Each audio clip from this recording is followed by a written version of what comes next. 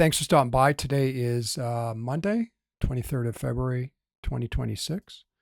This is just kind of recap some of our data, looking at NBA and NFL. From a nerd standpoint, this data changes based on MLB, NBA, and NFL. But what we're doing is jamming event information into AWS, visualizing it in landing pages. And these auto-generated landing pages have what's called a calendar invite button. Somebody clicks the button and they get a calendar invite, and then all that data is tracked. So these are kind of the standing decks for here for February. You can go to calendarinvite.com, see them there, and see various presentations and publications there. We do have numerous sites out on the web. We have a contrarian site. We have calendarsnack.com. It's our demo site. The content site, again, is calendarinvite.com. And then we have a YouTube site with over 800 videos. And then if you're GitHub interested and are curious, our content for the Calendar Invite server is available for download. So general concept, generate these pages here in a few minutes. The calendar event data is pumped into this page here, and I'll get to that. But essentially, from a customer perspective, if you look at it, let me get back to this. Sorry, here. Let me go full page again. The customer heads off to the site. Someone like Mandy puts in her email address, clicks one button, gets the calendar invites here.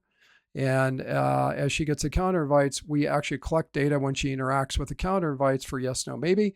That data is sent back to reporting engine. We take that data, we grind it. And then if you want, as the organizer, you can click one button and get the PII report, which is essentially granulated information about who essentially came to the website, put in her email address, and got a calendar invite with their status. And then we scrape what kind of product ID, what kind of calendar client they're using. So again, auto-generated pages with built-in calendar invite buttons. So how to get data into this big container and create the NBA game schedule. It's pretty easy, believe it or not. I'm the one doing this. It's just a party of one. I'm doing it manually. It can be updated with AI taking over your calendar client and actually doing all this work for you. I won't get into that. But essentially, the calendar client uses CRUD. It's using the native features of the calendar client itself, and it's talking to an email box. This email box is a Dropbox. Essentially, it's an endpoint API. And when you drop data to this email box, we take that data, we ingest it, we disassemble it, and then we reproduce it as a content engine for these landing pages. These content engine landing pages are created in Vue.js by Arnie, my co-founder and teammate, and he does a really nice job. These are auto-generated. There's no need to worry. There's no work to be done by you, the organizer. You just dump data from your personal calendar. In this case here, we had several hundred games for the NBA. As you all know, if you're an NBA basketball head, you know it's a big game schedule. We've done the NBA, NFL, and MLB schedules. Not hard to do, and our automation system takes care of all that. So if I need to get data in here, it's on my personal calendar. I upload the game schedule into my personal calendar, Google or business accounts in the personal calendar clients. That data is ingested, and then I map it. I send it to this create@calendarsnack.com API box. This box essentially downloads and ETLs the data, if you will, and then stores it in AWS for it to be displayed in a content engine, and then creates these little buttons here, these send invite buttons. Actually, when I send one and put my email address in at the top, and I click one, that person gets a calendar invite, which we track. Super simple. So here's the highlight. If you zoom way out a little bit, under one, jam data into the inbound data processor here on the calendar invite server. We can do templates as well for upcoming events. We have an NBA template. It's free when you buy the calendar invite server. When you jam data in for the NBA, it's auto-sensed, and it's visualized in these pages here. When someone puts their email address in here and click, they get a calendar invite. So who would that person be targeted for? Well, you could think of somebody like Jimmy John's, Nike, Starbucks. If you want individual calendar invite pages or schedules for complex games, you could actually insert promotions for your customers into these calendar invites for particular NBA games. Now, this whole stack here is talking via an API. These APIs we built, and these APIs communicate with this page here to visualize this data for the calendar invite schedules, and the calendar invite event schedules themselves are visualized here, and then the buttons themselves are built in and generated and jammed into these pages. So somebody like Greg at TechVader puts his email address in, clicks one button, and that calendar invite is sent out like down here as an example, and the calendar information is tracked. So we do the same thing between custom pages there and then stock templates. So we have a stock template system, comes with a calendar invite server and this Vue.js front end for visualizing these pages. Really simple. You can see that the data visualizer here is aggregate for this organizer and aggregate for the MBA, and shows how many events have been replied back to, how many calendar invites have been sent, and then the data collection, if you zoom way in, down to the granular level for on a per game basis of who actually signed up for the event. Now, if this data does change, the organizer can update it here, and if anybody has subscribed, or essentially got the calendar invite, it's not really a subscribe, whoever's gotten the calendar invite off these manual pages here, by clicking one button and getting the calendar invite, if the organizer over here updates it, the pipeline auto adjusts. And if he or she has gotten the calendar invite already, we send out a new one with the updated calendar invite information in it. So again, this is the process here: create, update, delete, and read. So the standard CRUD engines here: create, edit, save, and delete in the calendar. Client itself goes to the box and the API endpoint. And then the inbound processor picks up and distills the information. And then these custom pages are built, either stock or custom. And then the information itself is replied again to the stock page in a live schedule I'm showing here. And then this is the example for this information here from the organizer being updated in a custom page. And then as we look, this is API endpoint number 1. This is the outbound processor. So we have an inbound processor and an outbound processor. This outbound processor, when someone puts their email address in here, clicks the invite, this data is scrubbed out of the Dynamo database with the UID. It matches it and builds a calendar invite on the fly for this particular UID.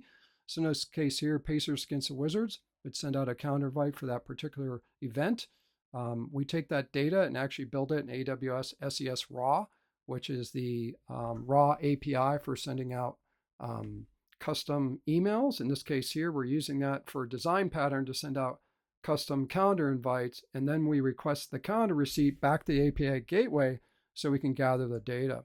So in this case here, I'm showing you fully live in a screenshot what happened. Email address here, click the buttons, get a calendar invite, yes, no, or maybe. We collect that data back to the organizer's API. You do not see that as an organizer, but on your behalf, we collect that data. And then the update engine kind of works like this. As I said, if you update, cancel, or save and hit save, that calendar event information in the landing page, as well as anybody downstream of which has received the calendar invite from the landing page itself, receives a new calendar updated invite, and that person downstream is asked to basically solidify their plans based on the new location, time, or promotion. Yes, no, maybe is sent back, and we recollect it under the standard IETF protocol for updating calendar invites on the internet. And the way specifically how we grind down into this, we're actually asking every calendar invite that goes out for a participant to basically participate. And the participation part of this is based in the UID. It's in the Internet Engineering Task Force calendar invite specification. And each one we send out has that request in the request harness itself. So everyone sent off a page. It's hit API number 1, which is the calendar invite sending endpoint. We send it out, and then we request the data from the downstream customer. And that downstream customer in their calendar client pops up all this information here. So everyone that goes out, regardless if it's Google or Calendar or a calendar like Google, or Outlook or Apple, this pops up correctly. And if the customer interacts with yes, no, maybe, that calendar receipt sent back to an API gateway, we gather that data, We grind it down in S3 bucket. We're using some Lambda exercises there, and we present this in the tally page for yes, no, maybe, and how many receipts were gathered and what the response rates are in a very granular detail, as you can see here for this Bears versus Vikings game. These here are display APIs like I talked about in the previous slides. These display APIs granulate the data here so you can see the fine-grained detail, what's going on with that on a per event basis. So as I wrap this up, you can kind of see, I'm going to walk through, that's what we did, the same thing for the NFL. We captured data off a page, calendar invites were sent, the receipts were collected and visualized, and then a granular report could be sent out to the organizer specifically for that single event. And from there, you'll see that we did the same thing. We did the same thing getting data into the calendar invite server for the NFL. We sent the NFL game schedule to the API gateway. The inbound processor ETL'd it and ground it down and disassembled it for view in our content management system. And then our content management system did the same thing for the custom NFL pages there with the APIs. Like I spoke about the inbound processor and getting data in, it was simply as easy as uploading the NFL game schedule to my calendar and then sent that data to the API gateway. The API gateway disassemble it and visualize it here with our API stack down here for the calendar invite server. And then this visualization engine is presented to the end users. So you can see that in this case here, Mandy signed up for an NFL game. Calendar invites were sent out for the Vikings, the Chargers, the Chiefs, and the New York Jets. And those were on his calendar, and we were tracking her as she made decisions along the way up until game time. So these are examples of various scheduling snapshots for December. You can see the schedule for the 21st, the 28th, and the 29th, how we visualize this data with some of our stock templates. And then again, we gather that data back, the calendar receipts, into our analytical engine. And those are presented for the organizer. And then if you zoom way out, we do that for the whole domain. So if you had many organizers downstream, we homogenize all that calendar invite information in the domain reporting engine. And you can see here in the breakdown how we built the NFL schedule. If you want, you go to NFL 2025.calendarsnack.com. You'll see the docs there, and you can kind of take a peek how Arnie, my co-founder, built this beast out. Thanks for stopping by.